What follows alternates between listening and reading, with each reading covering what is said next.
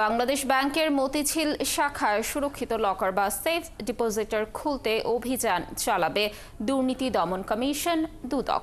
রবিবার ঢাকা জেলা প্রশাসনের একজন নির্বাহী ম্যাজিস্ট্রেটের উপস্থিতিতে লকার খোলার কথা রয়েছে।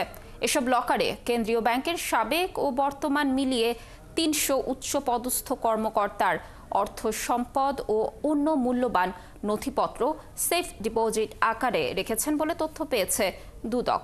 এর মধ্যে কিছু দুর্নীতিবাজ কর্মকর্তার নামেও লকার রয়েছে। এসব লকারে রক্ষিত অর্থ সম্পদ বা নথিপত্রের তালিকা করা হবে।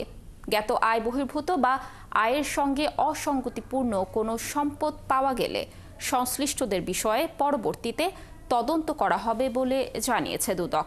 এদিকে গত ২৬ জানুয়ারি কেন্দ্রীয় ব্যাংকের সাবেক ডেপুটি গভর্নর এসকে সুরের লকারে তল্লাশি করে প্রায় ৫ কোটি টাকার সম্পদের সন্ধান পেয়েছে দুদক।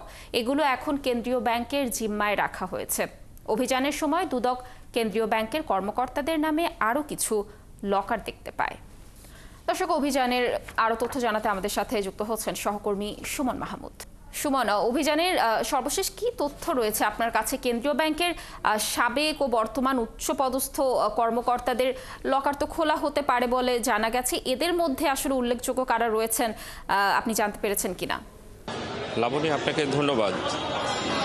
বাংলাদেশ ব্যাংকের যে নিরাপত্তা ভোল্ট রয়েছে, বাংলাদেশ ব্যাংকের বর্তমান এবং সাবেক কর্মকর্তাদের সেই নিরাপত্তা ভোল্টে জ্ঞাত আয় বহির্ভূত সম্পদ থাকতে পারে এবং হাইকোর্টের নির্দেশনা পেলে সেই লকার ভাঙা হবে, এমন তথ্য গত সপ্তাহে দুদকের মহাপরিচালক আক্তার হোসেন জানিয়েছিলেন এবং তার প্রেক্ষিতে একটি চিঠি দেওয়া হয়েছিল বাংলাদেশ ব্যাংকের গভর্নরকে।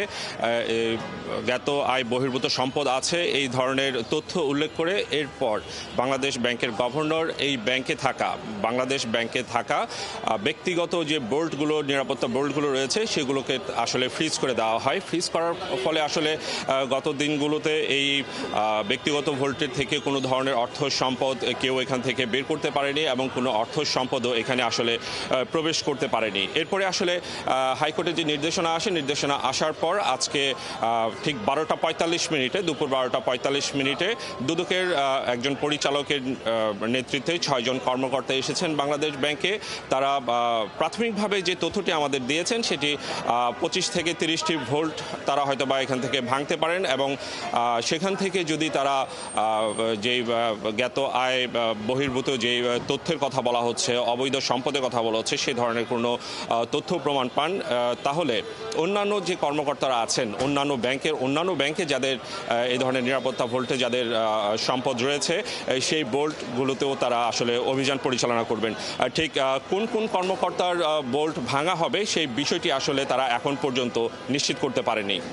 লাবণী, সুমন, ধন্যবাদ আমাদের সাথে যুক্ত থাকার জন্য। দর্শক, যেমনটি বলছিলাম যে বাংলাদেশ ব্যাংকের মতিঝিল শাখায় সুরক্ষিত লকার বা সেফ ডিপোজিটর খুলতে অভিযান চালাবে দুদক। এ বিষয়ে সর্বশেষ তথ্য জানাচ্ছিলেন আমাদের সহকর্মী।